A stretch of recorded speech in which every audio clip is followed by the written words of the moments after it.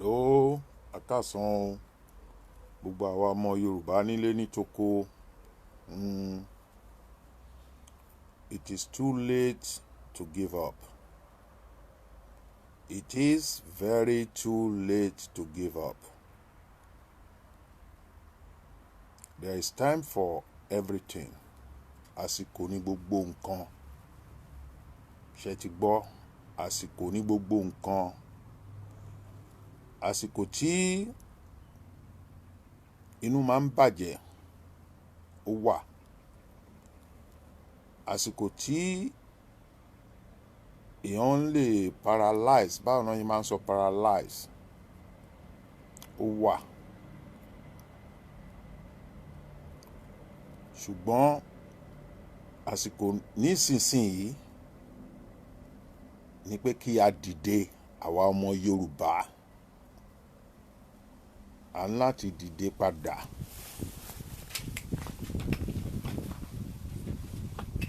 Ọ̀tá lérò pé àwọn gbé wa ṣubú, lóòótọ́ náà lówó, wọn lówó, owó yín lówó tí wọ́n ní. Ṣé ti gbọ́? Wọ́n jí owó yín ni, wọ́n fi owó yín ṣoògùn. Wọ́n ń pariwo nísìnyí pé àwọn Yorùbá nation ń lóògùn. Àwọn ọ̀kà, àwọn náà ń lóògùn. Àwa Yorùbá ò lóògùn, wà á lóògùn torí pé à lówó lọ́wọ́. Ṣé ti gbọ́? Àwọn lówó, owó yín tán ti jí gbogbo wọn, gbogbo àwọn tẹ máa ń praise yẹn, tẹ máa ní kinní kan, eléyìí ó ṣe gbá ó ṣàwo ó ṣe ìkòkò bàbá sásùn, Jagaban, he has money, Ọọ̀ni of Ife, he has money, Aláàfin, he has money, he's using limousine and all those fucking shit. Owó yín ni, owó ẹ̀yin ọmọ Yorùbá náà ń ná. Ṣé ti gbọ́? Wọn ò bẹ́tà yín bí kò ṣe pé kán tún ìlú ṣe, kán tò ìlú, ṣùgbọ́n wọn ò tò ìlú. Wọ́n bà ayé ọmọ Yorùbá jẹ́ ni. So àsìkò tá a wà nísìn ni láti dìde. We have to come back. Ẹ dìde. Bí àwọn olóyìnbó ṣe máa ń sọ, wọ́n á ní come back.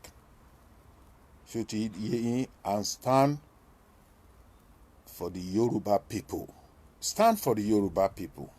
Get up now. Èmi ò gbé ìbò.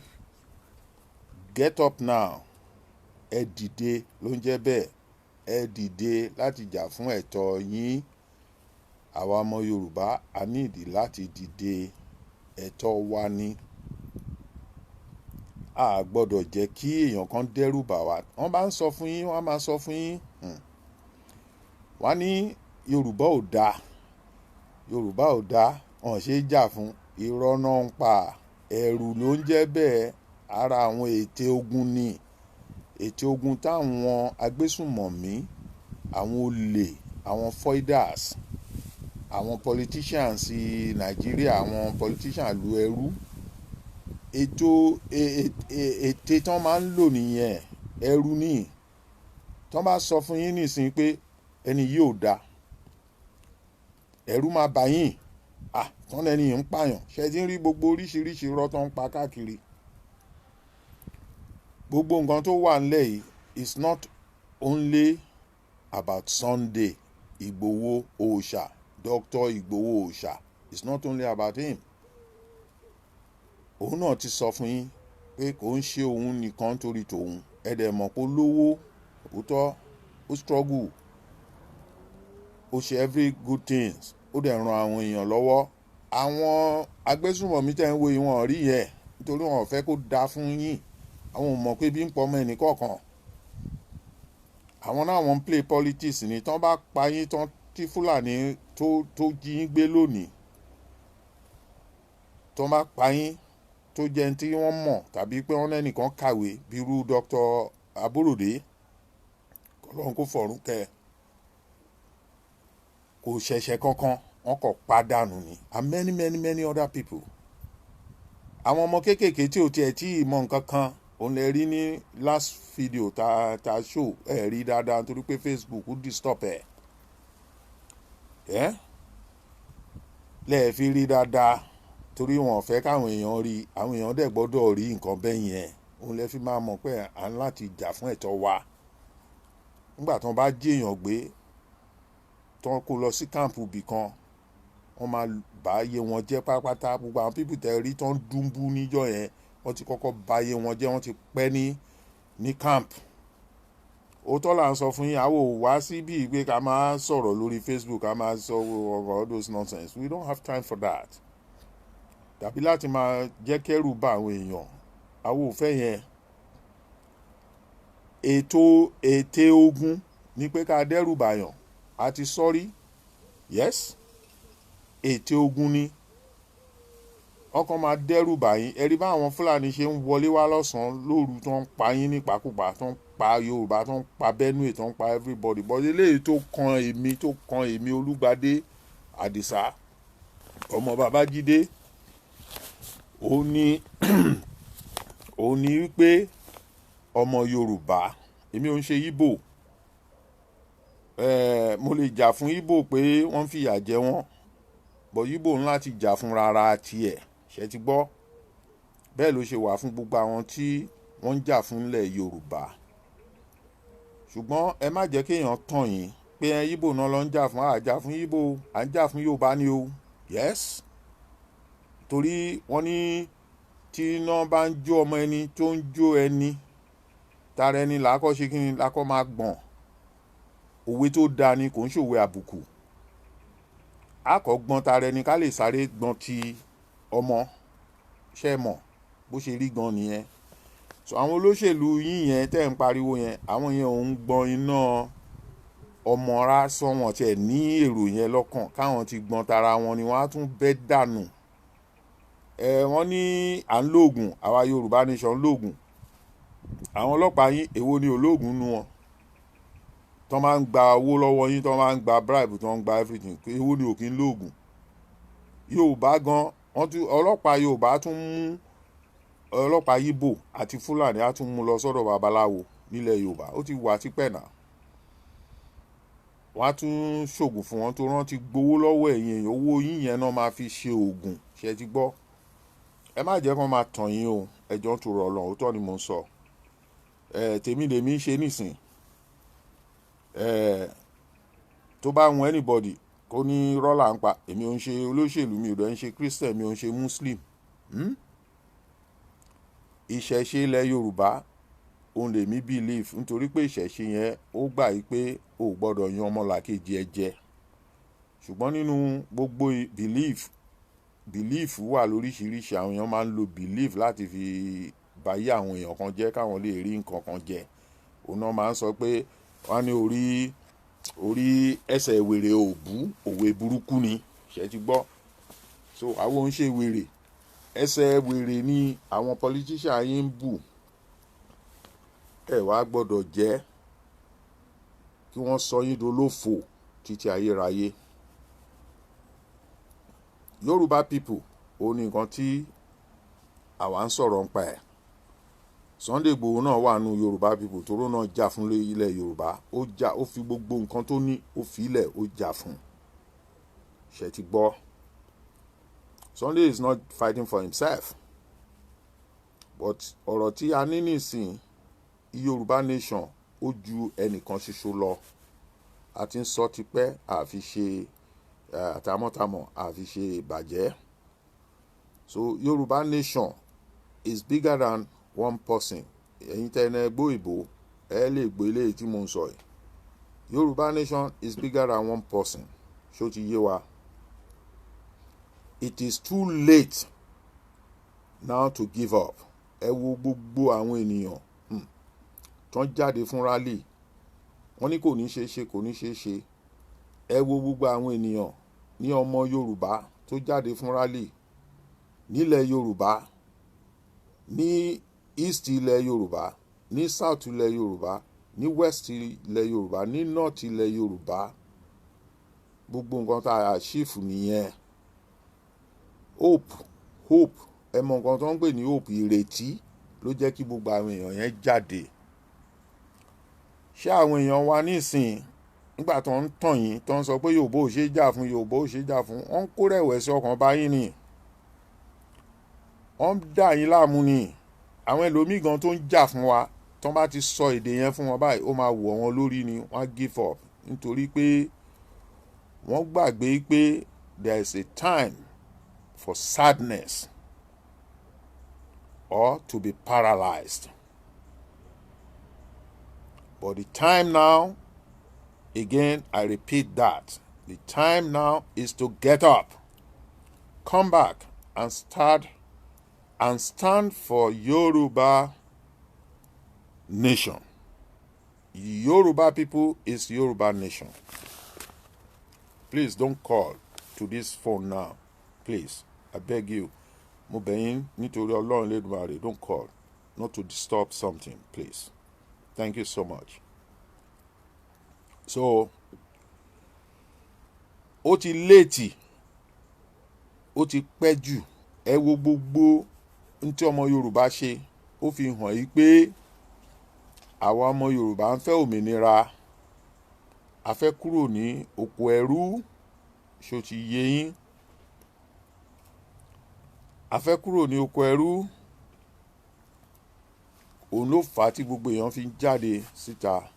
Wọ́n mọ ẹ̀tọ́ wọn, ọmọ Yorùbá mẹ̀tọ́ ẹ̀ pé alábọ̀dé pọ̀ kò sí ẹ̀dá kan nínú ayé yìí, ẹ̀yà kankan tó wà nínú ayé yìí tí kò sí alábọ̀dé. Ète alábọ̀dé òun náà ni pé kán tà sí ọpọlọ èèyàn yìí pé ọmọ Yorùbá ò ṣe é jà fún. Ìrẹ̀wẹ̀sì ọkàn ló ń jẹ́ bẹ́ẹ̀ o. Wọ́n á ní wọ́n á tiẹ̀ déwájú, wọ́n á tiẹ̀ wọ́n á yọ ẹsẹ̀ lẹ́yìn ẹ̀. Àwọn politician ló ní èdè yẹn, àwọn ọmọ àlè Yorùbá ló ní èdè yẹn, ṣé ti gbọ́? Àwọn agbésùnmọ̀mí ló ní èdè yẹn, àwọn foiders ló ní èdè yẹn, ṣó ti yé yín?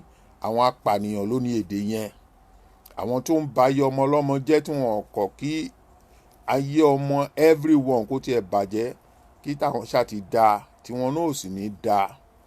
Torí tẹ́ a bá tún sọ̀rọ̀ jinlẹ̀ ń sìn ẹni à ń ṣépè, à ń láti ṣépè, òun láti ṣépè fọ́tá ẹni nítorí pé ò bá tèèyàn kan jẹ́. Ìlọsíwájú ilẹ̀ Yorùbá làwa ń wá, a fẹ́ káwọn ọmọ Yorùbá máa tàrà káàkiri kí a máa jẹ wọ́n.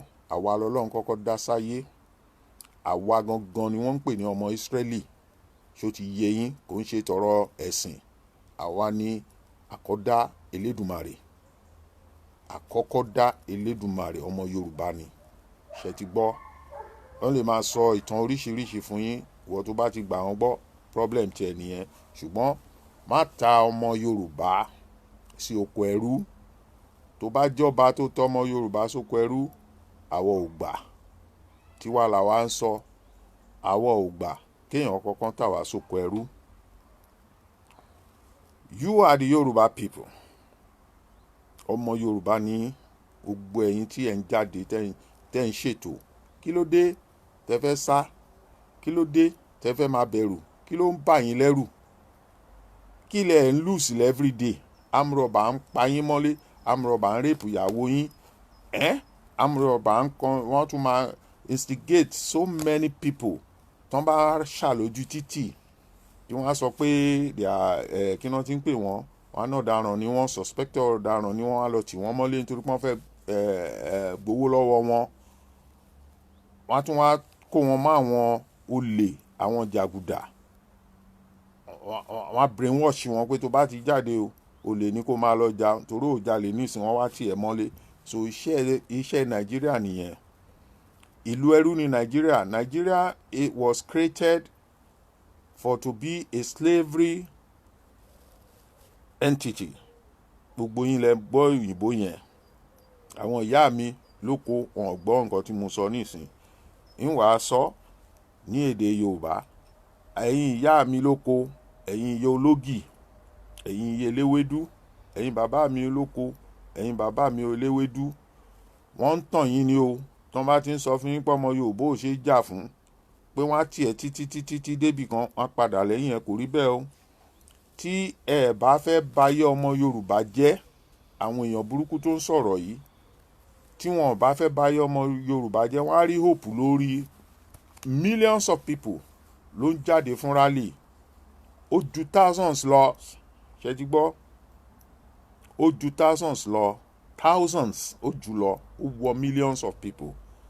So hope ni wọ́n ní rí wọ́n rí hope yẹn ni, nítorí pé kò ń ṣe pé èèyàn kan ṣoṣo ni wọ́n wà pẹ̀lú, bí kò ṣe pé wọ́n rí èèyàn kan tó dìde tó já síwájú, níyẹn olóyè Sunday Igboho ọmọ Adéyẹmọ Òòṣà 1. wọ́n wá wò pé lè fẹ̀mí ara ẹ̀ lẹ̀, bí ayé ọmọ ẹ̀dá dẹ̀ ṣe rí nìyẹn, wọ́n fi ṣèkà bọ́lọ́ ń ṣe dá wa nu. òun la máa ń sọ pé public ló easy láti confuse jù. First confuse kò sọ nǹkan fún public. Tẹ́ bá wo orí Facebook sí, tí wọ́n bá gbé news kan sórí Facebook, àwọn èèyàn ti sáré gbà á, wọ́n máa fi ń da àárín decision making ọmọ ẹ̀dá rú ni, ṣó ti yé yín. Then you start to have a doubt. So torí ẹ̀ lẹ́ ṣe ń rí gbogbo ètekéte tó ń sọ nípa pé ẹnìkan, èmi náà nísìnyí wọ́n á sọ ń pa mi, wọ́n á ní mò ń tú ìlú ká. Ìlú wo ni ò tú ká? Ìlú náà ti ń pààyàn everyday. Ṣé ẹ̀rọ àwọn èèyàn tó ń dúnbú ni? Ṣé ó normal fún ọmọ ẹ̀dá kan? Ṣé bẹ́ẹ̀ lòyìnbó ṣe ń dúnbú ara wọn ni? Òyìnbó tó ẹ ní ọ̀gá yín tó máa advice yín, tẹ́ máa náwọn ni kó advice yín, kó wá ràn yín lọ́wọ́, kó pín ìlú yín. Ṣáwọn ń dúnbú ara wọn bẹ́ẹ̀ yín ṣe ń dúnbú ara wọn yẹn? Àfi ìlú tán bá fẹ́ kó lẹ́rú, òun náà máa infiltrate wọn pé kán máa para wọn. Wọ́n á termination fún yín, ẹ máa fi para yín. Nǹkan tá à ń sọ nìyẹn. Sunday ò ṣe gbogbo orú yẹn. Tó bá yẹ pé kí Sunday fi owó ẹ̀ ra ammunition lásán, owó tó ní yóò fi rà á. Wọ́n bá gbọ́ nǹkan ní ẹ̀jẹ̀. But Yorùbá nation, òun náà ní nǹkan tí òun náà ní nǹkan tí a ṣe ń sọ̀rọ̀ nípa ẹ̀. Yorùbá nation ló kó Sunday olóyè Igboho, Dr. Professor ọ̀jọ̀gbọ́n amòye ni olóyè Igboho. Yorùbá nation ló kó sí situation tí ó wà nísìn. Yes. So a gbọ́dọ̀ dẹ̀yìn ní orí Yorùbá nation yẹn. Tẹ́ bá ti dẹ̀yìn, ẹ ti lose nìyẹn. Òun náà ń pè ní capitulation. Gbogbo ẹ̀yin èèyàn tẹ́ lọ ń ká flag yín, tẹ́ lọ ń fi ń bò ń sìn, gbogbo fìlà táwọn èèyàn tó ń kówó jọ tí wọ́n ṣe, tí wọ́n ní kán máa pín fún yín, àti vest àti t-shirt lórí Yorùbá nation.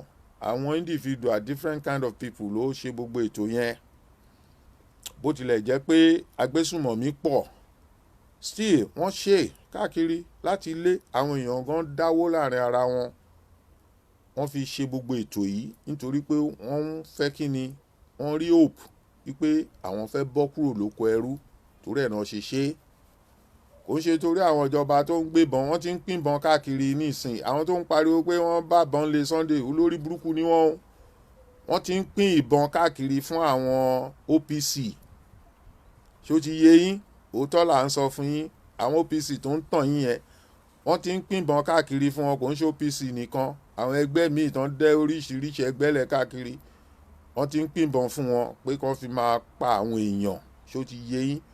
Àwọn náà wọ́n dẹ̀ ń lo oògùn. Àwa Yorùbá nation ò lo oògùn láti fi pààyàn. Irọ́, oògùn wà lóòótọ́, oògùn dẹ̀ jìn lọ ní, ẹ ṣe mọ̀ lóòótọ́. Don't let anybody deceive you and don't deceive yourself. Ṣùgbọ́n Yorùbá wọ́n ń fi oògùn wọn ṣèkà. Òun ló fi fà á tá fi ń rí gbogbo problem yìí. Àgbà ẹ̀sìn oríṣiríṣi láyè, ẹ mọ̀ bẹ́ẹ̀, kò ń sọ̀rọ̀ eré. Ẹ rí àwọn Fúlàní, wọ́n ti wọ ẹ̀sìn, wọ́n ń wá láti oríṣiríṣi láti Ìlọrin, wọ́n ń sọ ètekéte, wọ́n ń sọ èdè wa, wọ́n fi ń dà wá láàrin rú. Àwọn ọmọ Yorùbá dìde, ọlọ́gbọ́n ni wá, ajígan, òótọ́. So ẹ má jẹ́ kéèyàn kankan tàn yín. It is too very late. Ó ti pẹ́, ó ti pẹ́, ó ti pẹ́, ó ti pẹ́. Late ló ń jẹ́ bẹ́ẹ̀, ó ti pẹ́. So we are not giving up. It is too late to give up. So ẹ má jẹ́ kó jẹ́ pé torí pé wọ́n fẹ́, ẹ mọ̀ pé gbogbo olórí tó bá ti jó lórí tó dìde fúnlẹ̀ Yorùbá láti tún ayé ọmọ Yorùbá ṣe, ẹ mọ̀ pé òun ni àwọn agbésùmọ̀mí, àwọn Fúlàní, wọ́n máa target, wọ́n máa pa, wọ́n máa lò nínú àwọn èèyàn wa. Òun náà lẹ tún rí ní 21st century yìí. tí wọ́n fẹ́ ṣe fún Sunday ó lẹ́dẹ̀ tí rí tí wọ́n ti pa àwọn èèyàn nínú ilé ẹ̀, wọ́n bà gbogbo nǹkan ní ẹ̀jẹ̀. Ṣé ti gbọ́? Kò wá ṣe ọ̀rọ̀ ti Sunday nìkan là ń sọ, nǹkan ní ọ̀tọ̀ ni, torí gbogbo wa la wá sáyé yìí, gbogbo tá ń jà fún, tá ń ṣe pé mo fẹ́ dolówó, mo fẹ́ digbá, ó dà tó bá ṣiṣẹ́ ọwọ́ ẹ̀. So àdéhẹ́ ní ńkọ́ níbo là ń lọ, ṣá máa mú wọnú sàárè ni, a lè mú wọnú sàárè mà, yes, but kéèyàn má tọrọ jẹ kó má jalè, torí ẹ̀ là ṣe ń ṣiṣẹ́. So àwọn Fúlàní kan lọ ṣiṣẹ́ nílùú wọn bí tán bá ti lè wá, gbogbo ẹ̀yin tẹ̀dẹ̀ ń sọpọ́ọ̀tì wọn, àwọ̀ ò gbà. Ẹ̀yin náà ẹ tún lù yín ṣe, nǹkan tá à ń sọ nìyẹn. Don't give up. Think of all the people who appeared in the rally. Ẹ wo gbogbo àwọn èèyàn tẹ́ ti rí nínú rally, even kó tiẹ̀ jẹ́ pé àwọn bàbá wa tó wà lóko wọn ò ní íńtánẹ́ẹ̀tì, ṣó ti yé yín, wọn ò ní Facebook, wọn ò ní gbogbo nǹkan yẹn, àwọn náà sì rí, àwọn ọmọ wọn wọ́n sì fi hàn wọ́n díẹ̀díẹ̀ pé ó yá, ẹ wò báwọn èèyàn ṣe ń jáde o, bàbá mi ẹ wo nǹkan, awareness tá a ṣe nìyẹn, àpáyán. Who want to tell me pé there is somebody tó kú ní awareness wa, bí kò ṣe pé àwọn èèyàn lọ ń pa àwọn èèyàn wa lẹ́yìn. Àwọn OPC gan lọ bẹ̀rẹ̀ sí ń lọ àtàkì àwọn tó ń support ọmọ Yorùbá nation, wọ́n pa wọ́n, ẹ̀ lè náà gbọ́ náà. So nǹkan tí íńtánẹ́ẹ̀tì fi dá nìyẹn.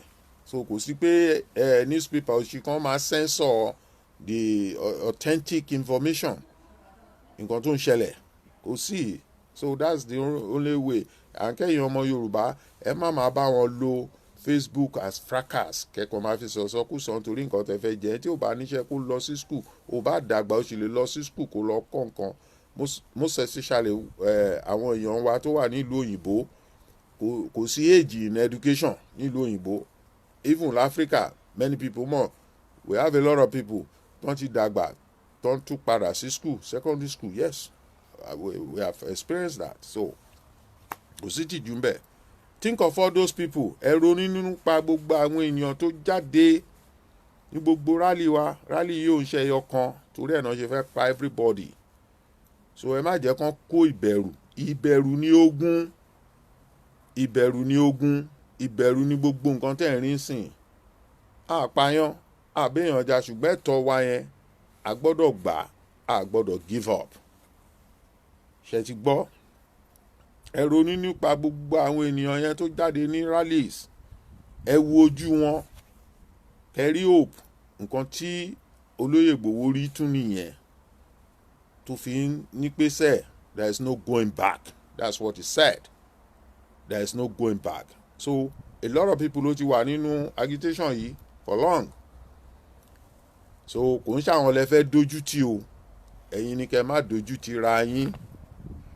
Ẹ má jẹ́ káwọn èèyàn máa sọ pé orí ó tán, wọ́n ti mú ẹnìkan sìn, gbogbo wọn ti sá. Wọ́n ti mú 14 people, gbogbo wọn ti sá. Wọ́n dẹ̀ mọ̀ọ́mọ̀ ṣe nǹkan yẹn ni. They are kidnappers. They are people criminals don't take a lot of people for hostages. Àwọn olè, armed robbers ló máa ń take àwọn èèyàn for hostages, àwọn terrorists.